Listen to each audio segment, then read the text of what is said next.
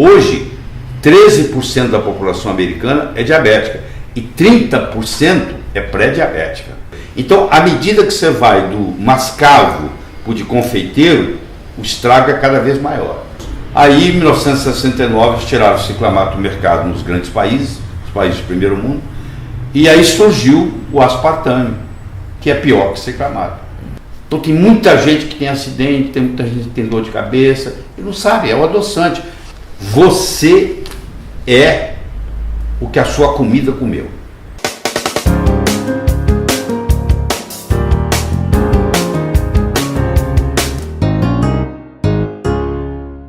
Meu convidado de hoje é cardiologista, é nutrólogo, é famosíssimo nas redes sociais, na medicina em geral, Dr. Laí Ribeiro.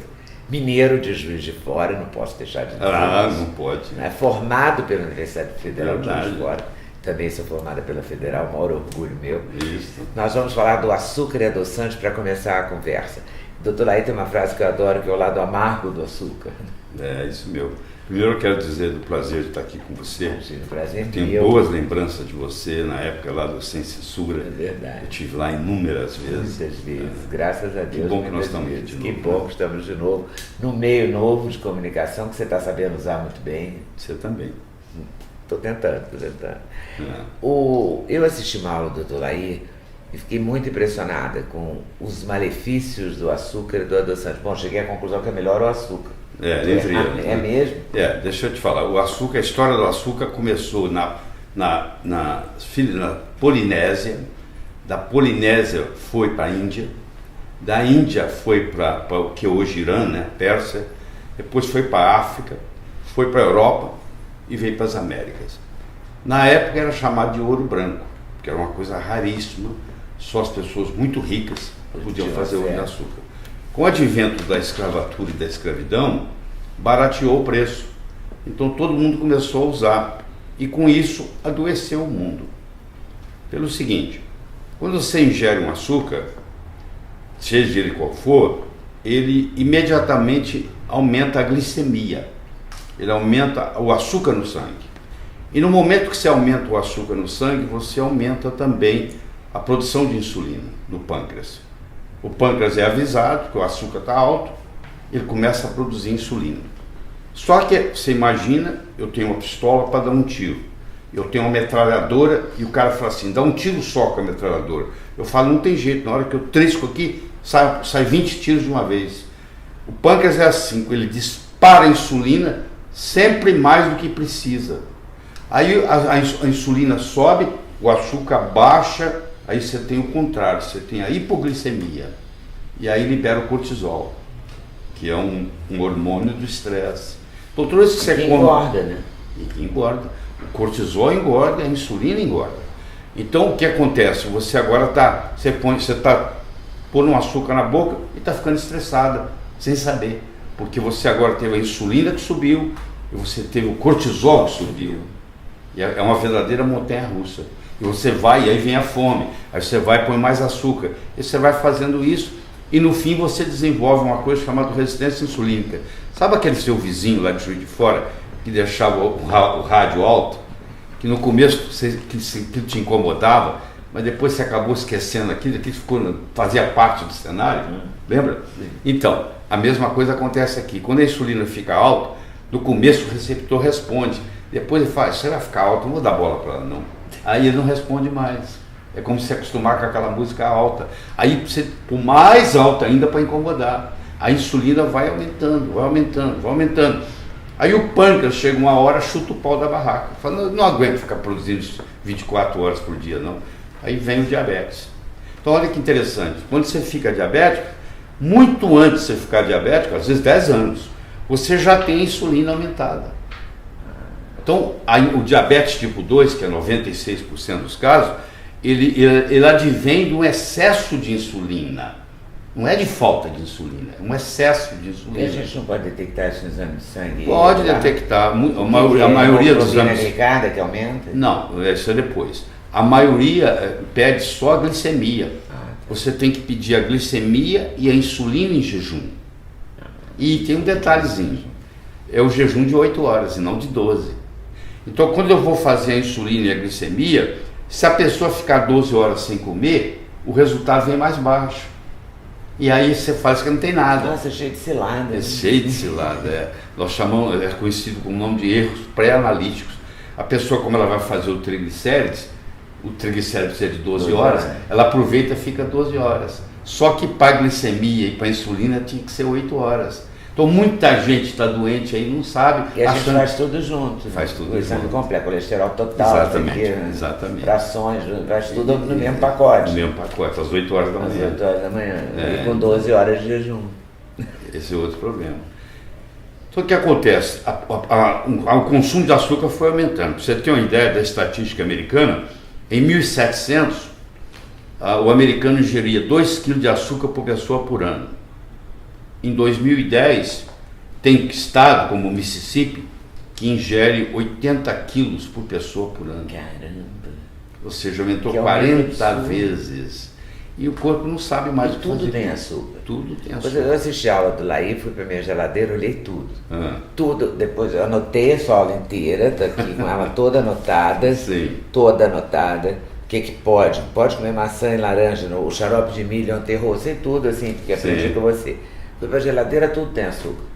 Tudo tem alguma coisa, xilitol, frutose, sacarina, ciclamato, combinação. Mas vamos começar falando do açúcar, da cana-de-açúcar. Tá, o açúcar de verdade. O açúcar, chamar açúcar de mesa, que o nome próprio é sacarose. Então, a sacarose, ela se apresenta de vários modos. Você conhece o açúcar mascavo. Conheço. Você conhece o açúcar demerara. Você conhece o açúcar cristal. Sim, você conhece Você conhece o açúcar refinado. E você conhece o açúcar de panificação, que é aquele bem... De confeiteiro que a gente chama. Confeiteiro, isso mesmo. O açúcar de confeiteiro. Então, à medida que você vai do mascavo para o de confeiteiro, o estrago é cada vez maior. Porque primeiro você vai tirando todos os nutrientes.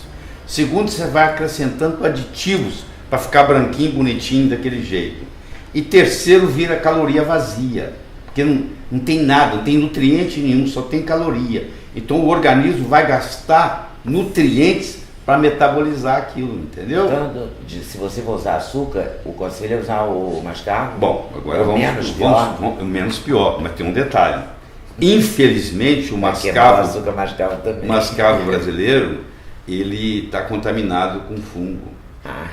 Entendeu? Então, o modo como nós o armazenamento no Brasil é muito precário. Então, se você tiver uma fonte direta de alguém que produza e venda para você, tudo bom, mas se você depender do geral, ele ficou armazenado 1 ano, 2, e aí contamina com fungo. E fungo é um problema muito sério, né? Muito sério. É outro problema sério no mundo, é o fungo, porque o fungo é muito mais inteligente que a bactéria.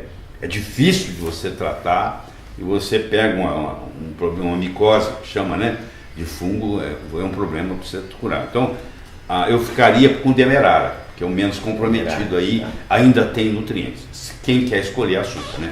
E não tem nenhuma predisposição para o diabético, porque hoje 13% da população americana é diabética e 30% é pré-diabética. Então, praticamente metade da população tem problema. Se continuar do jeito que está, o Brasil vai virar um país só de diabéticos. Se continuar na mesma população. Você consegue eliminar totalmente o açúcar? Porque eu vi também você falando nessa aula que fizemos uma pesquisa de 10 pães, né? Todos tinham açúcar. Não, deixa eu te falar.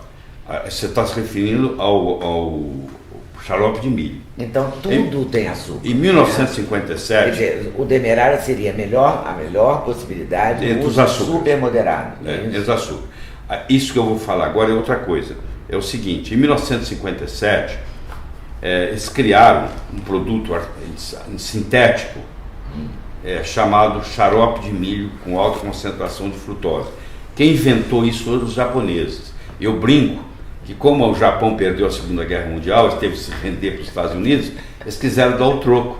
A vingança será maligna. A vingança. Então, levar o Nixon para se reeleger, nos anos 70, uma das campanhas dele era fazer o alimento ficar mais barato. E o xarope de milho, ele custa menos da metade do açúcar. Caramba. Aí espalhou. Aí entrou nos Estados Unidos, engordou todo mundo. Os Estados Unidos exporta hoje o quê? Material bélico, aviões, entretenimento, e alimento, e um alimento sem fibra, é o chamado fast food, para não poder congelar, não ter menos pesado, mais leve, para transportar. E o que aconteceu? O Japão agora tira o seu pela culatra. Há 4, 5 anos atrás foi aberto no Japão pela primeira vez, em Tóquio, o primeiro hospital de cirurgia bariátrica. Quer dizer, o japonês também engordou com alimento americano. Então esse high fructose corn syrup, esse xarope de milho rico em frutose, como ele é muito barato, o que o fabricante faz? Que é o que você estava falando dos pães. Eles pegaram 32 pães salgados nos Estados Unidos, foram ao supermercado e compraram 32 pães. E foram analisar, e desses 32, 31, Leda, tinha xarope de milho. Ou seja, era um pão doce, mas depois colocava um sal, enganava o seu paladar, você pensava que era pão, você está pensando que está comendo um pão salgado e está comendo pão doce. Você vai e come uma salada num restaurante, mas tem um molho. Tem. O molho tem. Que é o melhor da salada. Então, por isso, então, o molho tem. Então é muito difícil sair fora. Eu vi um post seu dizendo que não tem pão na minha casa, é verdade? Não tem pão na minha casa, é verdade? Eu não como, a Eliana não come, até as visitas comem quando vão lá. Se você for lá, vai ter bom se você quiser. Mas nós, no dia a dia, não comemos. E substituíram por alguma coisa? Eu substituo por ovo cozido e maçã cozida. Então, o meu café da manhã é assim, você cozinha 2 ovos, você põe a água para ferver, quando a água está fervendo, você coloca os ovos. Se o ovo ficar deitado no fundo, ele é fresco. Se ele ficar no fundo, em pé, ele é semi-fresco. Se ele boiar, você tem que jogar ele fora. Muito simples. Então, ele ficou lá no fundo, ou deitado, ou em pé, ele é para ser cozinhado. Aí você cozinha ele por 7 minutos. Por que 7 minutos? Porque o ideal seria você comer o ovo cru, mas só que tem salmonela. Então você pega uma infecção por salmonela, você termina no hospital. Então os 7 minutos é o suficiente para matar a salmonela, caso ela exista, e para não desnaturar as proteínas. Porque se eu deixar um ovo cozinhar 2, 3 horas, ele não tem mais propriedade nenhuma. Tudo foi destruído. As vitaminas foram destruídas. Agora, a água é fria ou quente? Não, você primeiro ferve. Ferver. Depois que ela ferveu, tá borbulhando, é que você bota aí o ovo. você coloca o ovo e marca 7 minutos. Tá. A mesma coisa você faz com a maçã. Você pega a maçã, você tira o miolo dela, porque a semente tem veneno. Tá? Você comer todo dia. A semente tem muito uma coisa chamada lectina. Você tem que a lectina, a planta faz o seguinte: o predador, quando vai pegar a presa tenta sair correndo dele, não é verdade? Só que, coitada, as plantas não saem correndo do predador. O que elas fazem?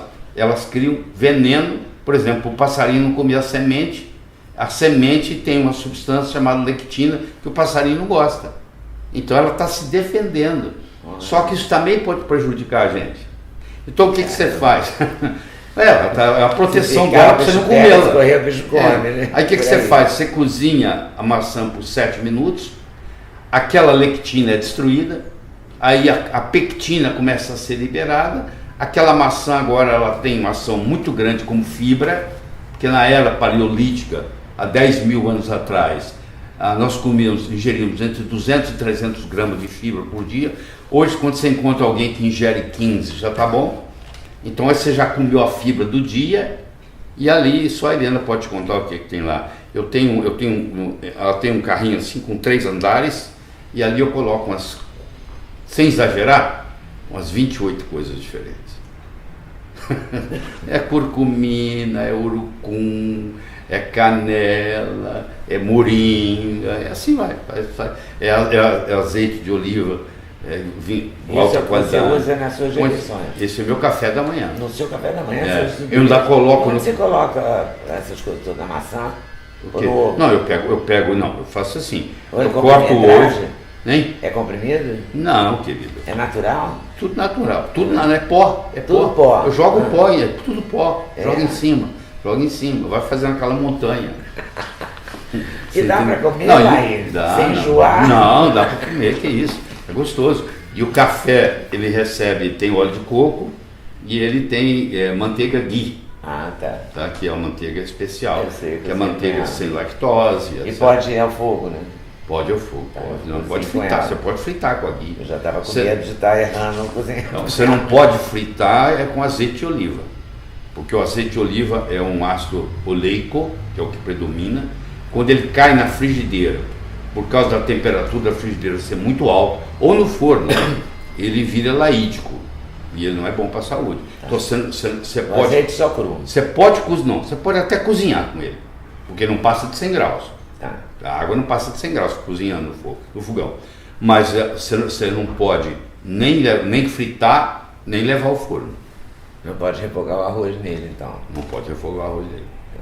Tá bom? Mas pode refogar na manteiga aqui. Não, sim, na manteiga aqui você pode usar à vontade, sem problema. Tudo que você quiser. Você Agora eu pode adorei seu café da manhã, então pegou a maçã. Eu pensei que você jogava só uma canelinha nela, não, você joga tudo em cima. Eu jogo ali, mas é muita coisa, não dá nem para falar aqui. É muita coisa. É impressionante. E come 2 ovos e uma maçã. E uma maçã cozida. E toma café? E tomo café com óleo de coco e com manteiga ghee. Com manteiga ghee, tá. Tem um nome esse café, Tem. né? Bulletproof Coffee. Bulletproof Coffee. Café à prova de bala. Tem até um livro, né? Tem. Eu conheço o autor. Você conhece o autor? Conheço. Casado com uma médica e uma endocrinologista, e eles bolaram isso e eles fizeram um mercado enorme nos Estados Unidos. Ganham muito dinheiro. Ganham muito dinheiro. Bom, voltando ao açúcar. O açúcar a gente já decidiu que é o demerário, né? Tá bom. Se quiser usar, e se não tiver predisposição diabética, né? Tudo está na dose, né? Se você comer demerara o dia inteiro também faz mal. Vai dar uma confusão. Bom, xarope de milho, que a gente estava falando, que é péssimo e que está disseminado. Péssimo. O xarope de milho, ele é quebrado em glicose e frutose. Tem xarope de milho 45, 55, 65 e 90.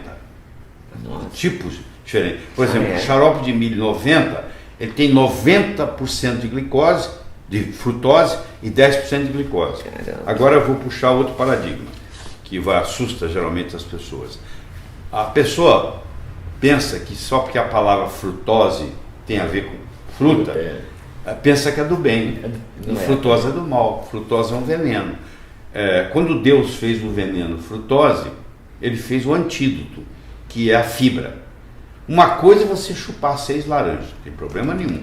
Vai o bagaço junto, entendeu? E pode comer a laranja mesmo. Exatamente. Que é o ideal. Tá, que é o ideal. Agora, outra coisa é você pegar 6 laranjas, espremer, fazer o suco, colocar num copo e tomar o suco de uma vez. Aí o problema, aquilo vai direto pro fígado. Vou te falar por quê. Porque a frutose, nenhuma célula do corpo aceita. Eu não quero. Ela vai pro fígado para ser metabolizada. Isso aí, assim. Sabe como é que chama uma substância que ninguém quer e vai pro fígado? Tem um nome, medicina, chama veneno. Então ela vai pro seu veneno. Aí só que no fígado, muita gente não sabe disso, ela é metabolizada na forma de gordura. Então você fala assim, eu não como gordura, você toma suco de laranja toda hora. É a mesma coisa. Aí só que é pior ainda. Só que ela chega lá, ela aumenta o ácido úrico. E o ácido úrico aumenta a pressão, você fica hipertenso, porque está com o ácido úrico elevado. Não é o elevado do laboratório, não. Porque os dados laboratoriais, quando você faz exame de sangue, é para doente. Não é porque só doente que vai no laboratório fazer exame. A estatística que eles têm lá. Fazer exame escuta, a estatística que eles têm lá é de doente. Então, eu entro numa que eu vou saber que eu estou ótima fazendo exame de sangue. Ótimo entre os doentes. Dentro dos parâmetros, mas eu estou ótima entre os doentes. Entre os doentes. Ai, meu Deus. É isso aí. Entendeu? Outra descoberta. Uma atrás da outra. Meu Deus. Quer dizer, então, e o ácido úrico ainda dá gota, essas coisas não dá? Dá gota e causa a síndrome metabólica, que vai ter pressão alta, que vai ter obesidade abdominal, que vai levar a infarto do miocárdio, vai levar a acidente vascular cerebral, predispõe a câncer, tudo isso causado pela frutose. Então, quando eles criaram o High Fructose Corn Syrup, que é o xarope de milho rico em frutose, na realidade eles criaram um veneno. E esse veneno está engordando o mundo todo. Está disseminado mesmo, todo mundo usa e é um pesadelo, então. Não. Então, seria interessante nesse aspecto a gente começar a conversar. A palavra é cacofônica, mas é FODMAP. FODMAP, que é uma coisa muito importante. Eu citei outro dia, você deve ter visto, que a maioria fala, nunca ouvi falar nisso lá e deve estar inventando. Se você entrar no Google e digitar FODMAP, tem mais de 6 milhões de citações. Se você entrar no Google científico, que chama Google Acadêmico, tem mais de 3.900 artigos. Se você entrar no PubMed, tem mais de 250 artigos científicos. E se você... que é isso? Vou chegar lá. E se você for no Amazon.com, tem mais de 200 livros sobre o assunto. E esse assunto nem chegou ao Brasil ainda. Vamos soletrar FODMAP. O F é fermentable, fermentável. O O é de oligo, o D é de di e o M é de monossacarídeo e o P é de polióis. Traduzindo para você, o que é o FODMAP? São açúcares que são fermentáveis quando estão no intestino. Começa a fermentar. Então, a frutose fermenta, o galacto-oligosacarídeo fermenta, os polióis fermentam, o sorbitol, o manitol, o xilitol, tudo óleo. Não serve nem o óleo. Não serve nem, principalmente para quem tem intestino irritável, que hoje é 1 em cada 5 brasileiros, é 20%. Não é só quem tem intestino irritável, quem tem doença de Crohn, quem tem retocolite ulcerativa, ou seja, quem tem distúrbio digestivo, tá? Não pode fazer uso desses. Então hoje tem a chamada dieta sem FODMAP, dieta baixa em FODMAP, onde na sua dieta não pode constar esses elementos. Só não pode constar nenhum adoçante. Nenhum adoçante desse grupo aqui. Desse grupo aí. Mas não tem nenhum outro. O sacarina você também diz que não. Não, nós vamos discutir. Não, só porque a única coisa que sobra é você fazer com adoçantes tipo ervas, tá? O que é stevia? Stevia é uma delas. Amarga. Pois é. Hoje tem a coisa mais doce que a natureza produz, chama talmatina. Não sei se você já ouviu falar. Talmatina é uma fruta africana. Tá. Ela chega a ser 6.000 vezes mais doce que o açúcar. Então a talmatina, uma pitadinha de talmatina junta com a stevia, tira o gosto amargo da stevia. E já tem isso no mercado? Tem, se não tem, você vai na farmácia de manipulação, eles manipulam. Aí você sabe, eles têm com essa forma. Eles manipulam a combinação da stevia com a talmatina. É uma opção. É uma opção. A outra opção é não colocar nada, né? Mas assim, nunca mais comer nenhuma sobremesa também é complicado. É tudo, mas é o que eu estou te falando, tudo depende da dose. Você faz, lá em casa a gente tem, com os netos, nós temos o dia da contravenção. A gente vai, né? A gente vai pro shopping, a gente vai no McDonald's, uma vez por mês, uma vez cada 45 dias, é o dia da contravenção. Isso aí pode ser feito. Aí vai você não pode do hambúrguer ao brigadeiro. Então, pode. E acabou. Você não pode fazer isso todo dia, mas uma vez de vez em quando você pode. Aí mata a vontade. O que determina o veneno é a dose. Agora, tem uma coisa chamada agave, o nome assim, como é que chama? Agave, você fala o que é o agave? Não presta não. Agave é um cacto do deserto, ele tem uma seiva que é muito rica em frutose. Por um período da medicina, acreditava-se que agave seria a solução. Hoje nós sabemos que nós temos que evitar a agave. A agave também não é bom. Dizia-se que o ciclamato dava câncer. E aí a gente achava que era porque ia a sacarina entrar ou vice-versa, que era uma coisa de mercado, mercadológica. Isso, mas não é, não. Deixa eu te falar. Isso começou... O primeiro adoçante que apareceu é chamado edulcorante, né? O primeiro edulcorante, que é o adoçante artificial, que apareceu foi a sacarina. A sacarina tem a chamada doença da sacarina, que é publicado, a diarreia, a dor de cabeça. Então, ela veio por um período, ela vem de um tolueno, que é uma matéria-prima para fazer tinta, então você já começa a ver que não deve ser muito bom, porque foi feito para tinta agora, tá? Mas que quem estava fazendo a tinta, pôs o dedo na boca, estava doce. Aí eles resolveram, esqueceram da tinta e lançaram a sacarina para adoçar. E ela ficou naquela história, ninguém deu muita bola e tal. Aí veio o ciclamato. O ciclamato, eles estavam desenvolvendo um remédio para úlcera e apareceu, de repente também deu doce. Tudo é assim, por acaso. E aí eles resolveram colocar o ciclamato. Só que o ciclamato entrou nos Estados Unidos e logo mostrou que dava câncer de bexiga. Aí eles tiraram. Tem dos 190 países que acompanham isso, só 53 tem ciclamato, o Brasil é um deles. Os outros todos, Canadá, Inglaterra, Estados Unidos, não tem ciclamato mais. Foi banido em 1969. E por coincidência... A gente tem nas latinhas de suco, nas latinhas de refrigerante, no Brasil tem. Associada a sacarina. Eu li os rótulos depois da sua aula.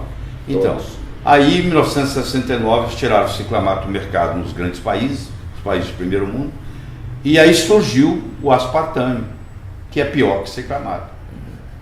O aspartame é uma combinação de um éster metílico com o ácido aspartico e com um aminoácido chamado fenilalanina. Vamos por partes, como diz o Jack o Estripador. Então vamos começar. O etil vira metanol. E metanol vira formol. Formaldeído, que é veneno. Você fala, mas só 10%. 40% é ácido aspartico, que vira aspartato, que é uma excitotoxina. A criança ninguém consegue controlar na escola na segunda-feira, porque ela comeu aspartame. A mãe deu alimento dietético para ela no domingo. O comportamento dela fica agitado. Os refrigerantes todos têm. Isso. E tem o refrigerante zero. Isso. E tem ainda, no aspartame, ainda tem a fenilalanina. Deixa eu te explicar o que é isso. É esse que tem nos refrigerantes. A fenilalanina, ela tem que virar tirosina, para continuar o caminho do metabolismo. Para a fenilalanina virar tirosina, precisa de uma enzima chamada fenilalanina hidroxilase, que tem gente que nasce sem ela. Sabe aquele teste do pezinho que você faz na maternidade? Uma das coisas que eles procuram é aquilo.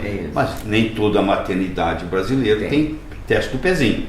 Tá bom? E na minha época não tinha. Na sua época não tinha. Eu não sei se eu tenho ou não tenho. Então, quem tem... Não, você não tem não. Tenho certeza que você não tem.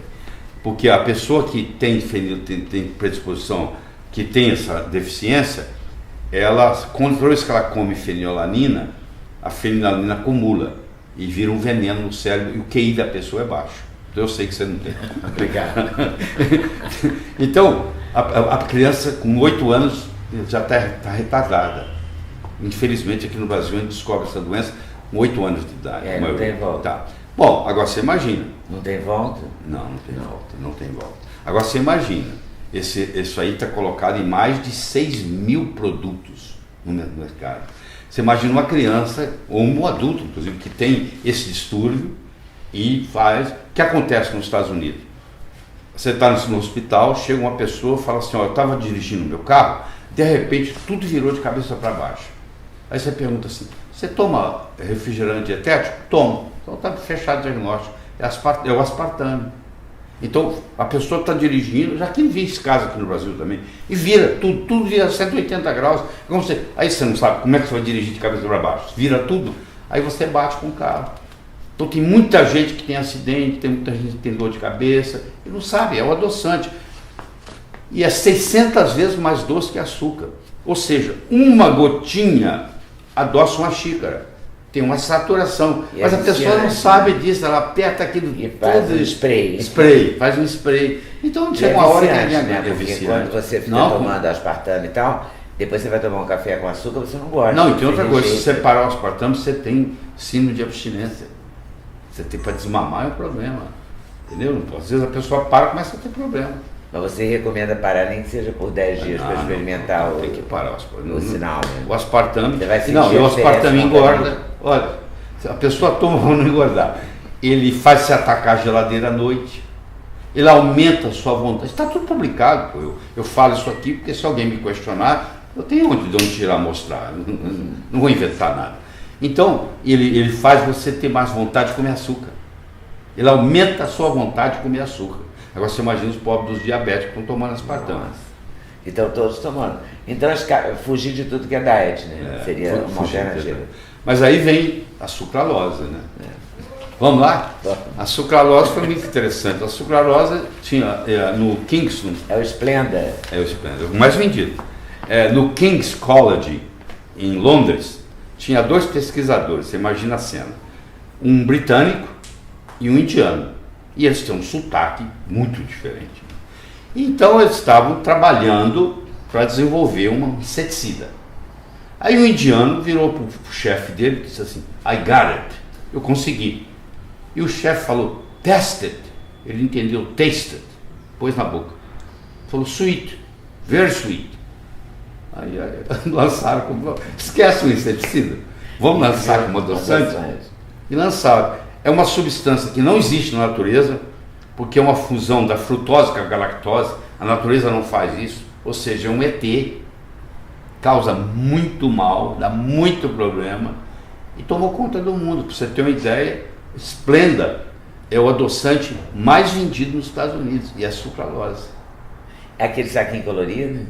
Eles são todos coloridos. Não é assim. É um amarelinho claro, é um rosinha azulzinho. Azulzinho de bebê. É bonitinho. É uma coisa ingênua, só que não vai fazer mal para ninguém.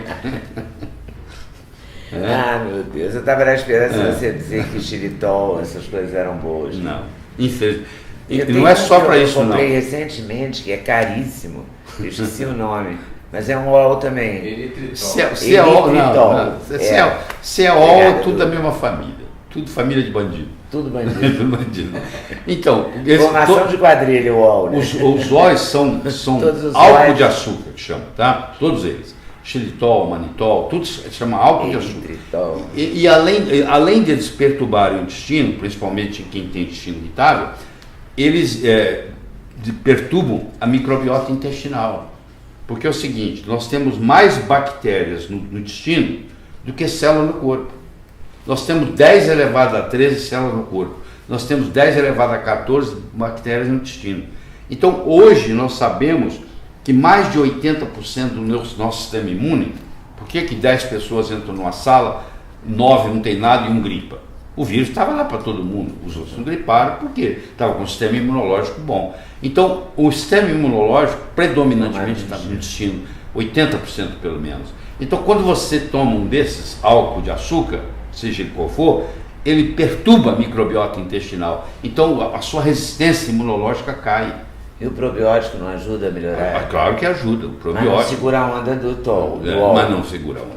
O probiótico, já que você perguntou, é o seguinte: a microbiota intestinal faz uma diferença enorme na sua saúde. Ela que manda em você. E depende se você nasceu de cesárea ou se você nasceu de parto normal. Faz uma diferença tremenda. Por exemplo, eu nasci de parto normal. Então, na hora que você estava nascendo, você passou pelo canal vaginal da sua mãe. E você pegou a microbiota vaginal que a sua mãe tinha. Agora, se você nasce de cesárea, você pega a microbiota do hospital onde você está internado. Não tem nada a ver com a microbiota de saúde, tem a ver com microbiota de doença. Mas a natureza é sábia e a natureza é redundante. Ela vai te dar uma segunda chance. Quando você amamentar, a sua mãe vai te passar a microbiota. Ufa! Agora, se você nasceu de cesárea e não amamentou, aí você já começa a vida já com prejuízo. Aí você tem que tomar muito cuidado, você vai ter problema intestinal, não é tudo que você vai comer, qualquer coisa que você come desenvolve alergia, você conhece gente, não pode comer nada. Tá. Bom, a boa notícia é que há mais ou menos uns 4, 5 anos atrás, a Organização Mundial de Saúde falou assim: nós temos mais um órgão. Então agora nós temos mais um órgão virtual, chama microbiota intestinal. Virou um órgão. É tão importante, talvez o mais importante deles, para manter a saúde. Então, o segredo da saúde está na microbiota. Então, se eu tomar fazer um açúcar, ingerir um açúcar que perturba a minha microbiota, esse açúcar não pode te fazer bem. Seja ele qual for, pode, entendeu? Mas você recomenda o uso de probiótico? Recomendo o uso de probiótico. O probiótico, infelizmente, na faculdade de medicina ainda não é ensinado. Mas probiótico resolve tudo, você não tem ideia. E você pode restabelecer por exemplo, onde é que estão os probióticos? Onde é que você tira ele em casa? De produtos fermentados. Então, se você comer um queijo, por exemplo, fermentado, que não tem lactose, ele vai ter probiótico, entendeu? Se você come então, você acha que deve eliminar os produtos com lactose?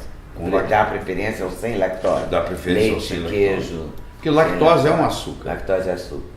Entendeu? Lactose é um açúcar que vai quebrar em glicose e galactose. Hoje em dia tem tudo quase sem lactose. Queijo, leite.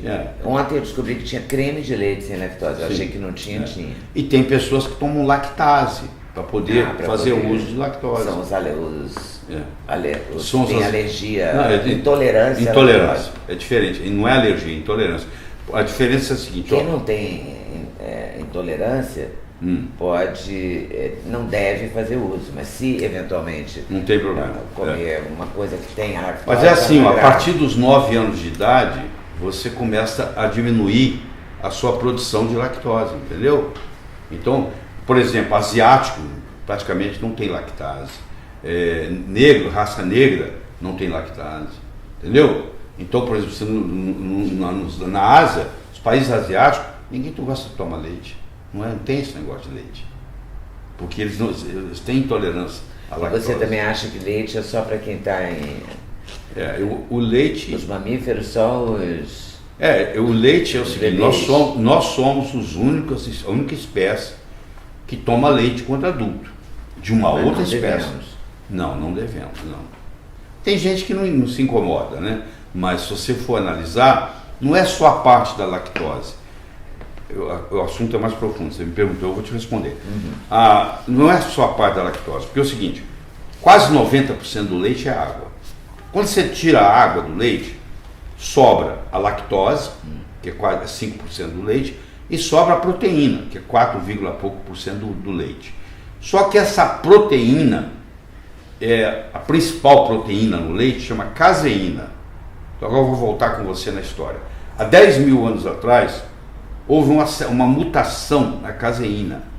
Então, tem vacas que têm caseína 1 e tem vacas que têm caseína 2. Vamos lá que você vai entender.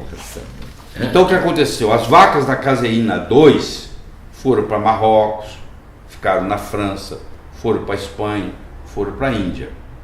As vacas que tiveram o polimorfismo da caseína 1 foram para a Holanda, foram para a Bélgica. Então, como o Brasil importa trouxe o gado leiteiro, predominantemente o gado holandês, você imagina que você é produtora de leite. Você tem uma vaca zebu pura, que dá 3 litros por leite, 3 litros por dia. E você tem uma holandesa pura, que dá 70 litros por dia. Você é produtora de leite, você me fala qual que você vai ter no curral. Não tem nem dúvida. Então, a zebu...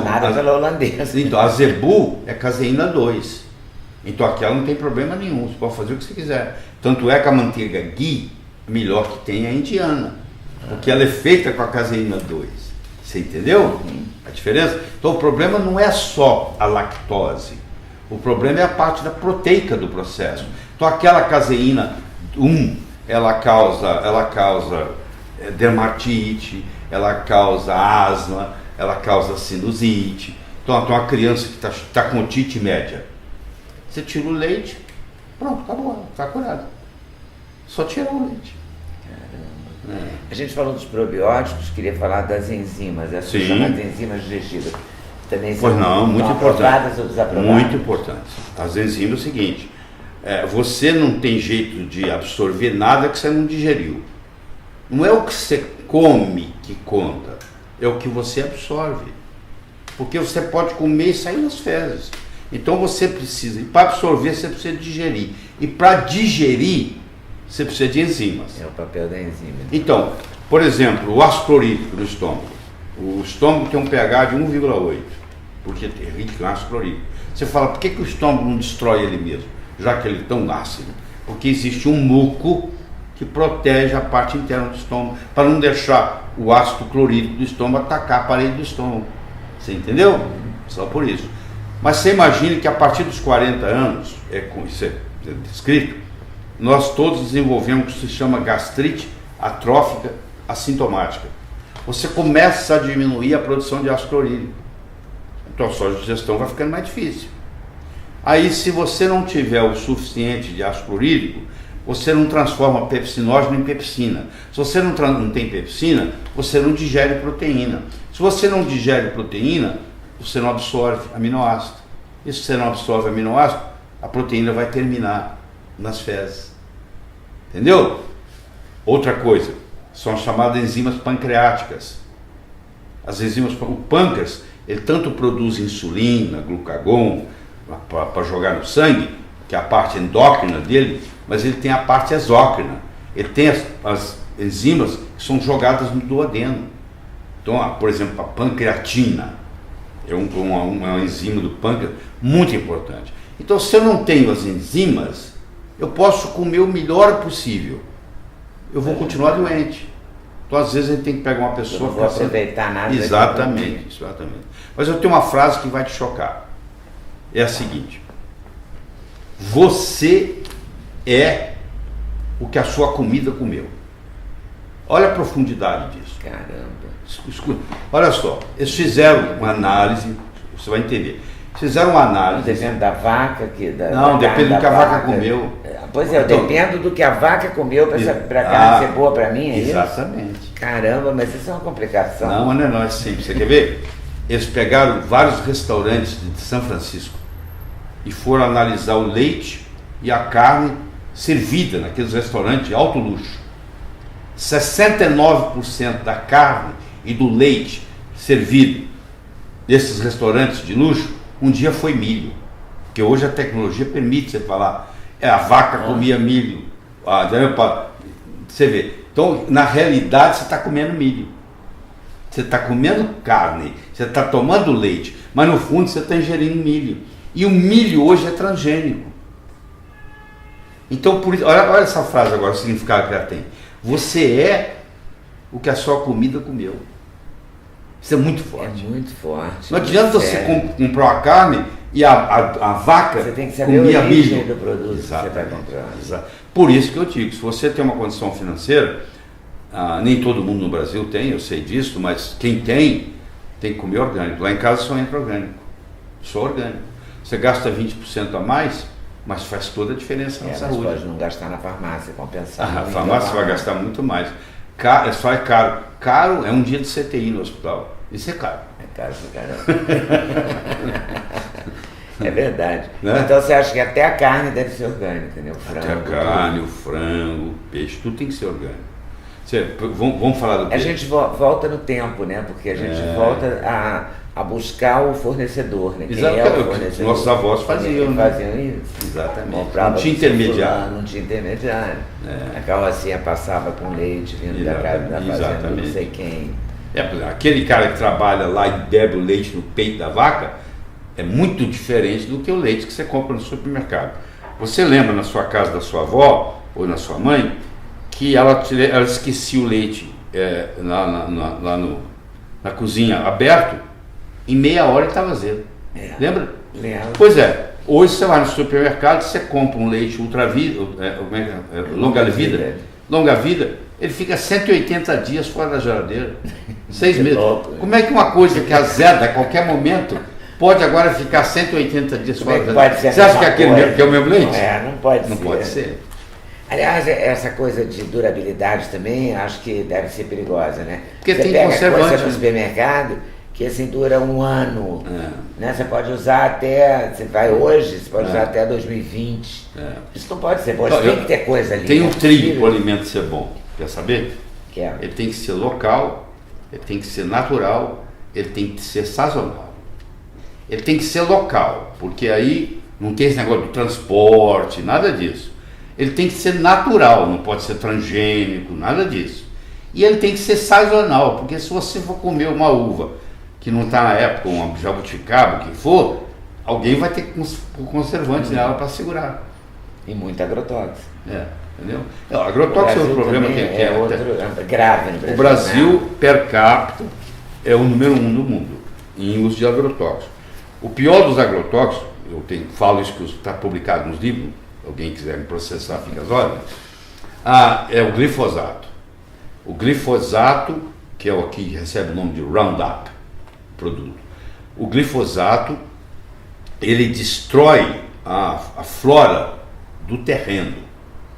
Aí aquela flora do terreno agora, como é que uma árvore absorve, como é que uma planta absorve selênio, absorve zinco, absorve cálcio, absorve magnésio do solo? Tem que ter os fungos lá para trabalhar, para colocar de uma forma que a planta absorve. Agora o glifosato vem e mata tudo isso. Então na hora que ele mata tudo isso, aquela terra. Então aqui, agora aquele alimento já não tem a composição nutriente mais. Sem falar que agora ele tem glifosato, que vai destruir a sua microbiota intestinal. Você entendeu? Vai ficar pior ainda. Né? Quando a gente pensa que não pode piorar, pode. Não, vai piorar. Acho que passando laser agora, que você não vai precisar. Estão lá discutindo lá em Brasília, não sei se você viu isso. Que não vai precisar nem falar que tem agrotóxico mais. Até querem mudar até o nome. Tá? Na forra, poder, né? Poder. Me diz uma coisa, pra gente comer virou uma coisa muito difícil, né? Principalmente assim, fora de casa. Porque é o seguinte. Você vai a restaurante? Não, você evita. Muito raro. Raríssimo. Deixa eu te falar. Porque por conta da saúde mesmo. Por conta da saúde. Você vai num restaurante, você não sabe o que é. Você não sabe a procedência. Você não sabe do óleo. Vamos começar pelo óleo? Pelo óleo. Por exemplo, a maioria dos restaurantes ou cozinha com canola, ou cozinha com um outro óleo vegetal. Entendeu? Soja, geralmente, você falou, soja. Ou soja ou canola, dá 95% dos restaurantes. Vamos conversar sobre canola um pouquinho? Não. Você conhece? É outra tragédia. Você conhece o óleo de amendoim, não conhece? Conheço. Você conhece o óleo de girassol, não conhece? Sim. Você conhece o óleo de soja, não conhece? Você não conhece o óleo de canola. Você conhece o óleo de canola, não tem o D. Presta atenção. Não existe óleo de canola. Porque canola é uma sigla. Canadian Oil Low Acid. Existe uma planta chamada colza, C-O-L-Z-A, que é rica num veneno chamado asterúcico. O criador não deixa o cavalo comer, não deixa a vaca comer, porque morre do coração. Escuta. Então o que eles pegaram? Eles pegaram essa colza e fabricavam óleo lubrificante para motor durante muitos anos. Aí eles pegaram essa planta colza, mudaram ela geneticamente e ao invés dela produzir 55% de asterúcico, ela produz 5% só. Ficou bem menos venenosa. E o Canadá que fez isso. E o Canadá então resolveu vender ela para os Estados Unidos. E teve que teve um escândalo enorme que eles descobriram, uma corrupção de 50 milhões de dólares. Levou quase 20 anos para os Estados Unidos aprovar o canola. Aí aprovou o canola. E o canola é caro. Então você vai no supermercado e você fala, não, canola tem que ser bom. Óleo de melhor qualidade, mais caro. O veneno vai para casa. Qual seria um óleo legal para quem não pode usar guia? O melhor que eu conheço é o óleo de coco. Esse é o melhor para cozinhar. É o que cozinha lá em casa. É o óleo de coco. Agora, você pode cozinhar com manteiga, você pode usar banha de porco, que a sua avó usava e tinha saúde. Agora voltou isso a ser respeitado. Agora, os óleos vegetais... Foi condenado durante muito tempo a banha de porco. Foi por uma questão de marketing. Que era mais barata, não é? Isso aqui eu volto na história. Em 1911, nos Estados Unidos, foi lançado pela Procter & Gamble o óleo Crisco, que é o óleo de algodão cristalizado. Foi quando começou a desgraça. Porque em 1910 foi inventado na França um processo chamado de hidrogenação parcial. O que é isso? Eu pego um óleo que estraga em 10 dias e faço ele ficar 3 anos na gôndola do supermercado sem estragar. Então você imagina para um produtor de óleo. Então o primeiro da história foi o Crisco. Então lá em 1911 o Crisco foi lançado. Quando o Crisco foi lançado, eles começaram uma campanha contra os óleos animais e contra os óleos tropicais. Então eles começaram a falar mal da banha de porco, começaram a falar mal da gordura do boi, começaram a falar mal do óleo de coco, e aí introduziram como se fosse uma coisa saudável. Aí veio o óleo de soja, aí veio o óleo de girassol, e aí os estragos foram sendo feitos. Aí começou a aparecer infarto. O primeiro infarto do miocárdio descrito nos Estados Unidos foi em 1915, porque não se conhecia. 7 anos depois, o autor que escreveu, o James Herring, ele teve que escrever de novo o mesmo artigo, porque ninguém deu atenção para ele. Não existia. Em 1930, morreram nos Estados Unidos 3 mil pessoas de infarto. Em 1960, morreram 300 mil. Caramba. Por quê? Porque abusou do açúcar e começou a cozinhar com óleo vegetal. Tem que ser pela boca, porque é o que todo mundo faz. É o comum a todos. Então quando você sai num restaurante, você fala assim, que óleo que eles cozinham? Você vai checar, pergunta por metro. Não adianta. Ou é soja, ou é canola. Entendeu? Então o negócio é evitar mesmo. É evitável. Se correr, o bicho pega, descobre, os come. É duro, hein? É. Não é duro de bancar? É duro de comer saudável. Agora, essa né? diz que o céu que a sua comida comeu é É duro. perfeito. Você é o que a sua comida comeu. Isso. É para pensar mesmo, né? É profundo. Não é o que você comeu, que a sua comida Sua comeu. comida comeu. Muito mais complicado. É muito mais complicado. Vamos fazer uma pausa e gravamos a parte 2 a seguir? Tá bom, tá então, certo. Tá. Então, ó, você se liga nessa aqui, dá like, curte, compartilha e a gente volta com o próximo vídeo daqui a pouco. Daqui a uns dias. Valeu? Até mais.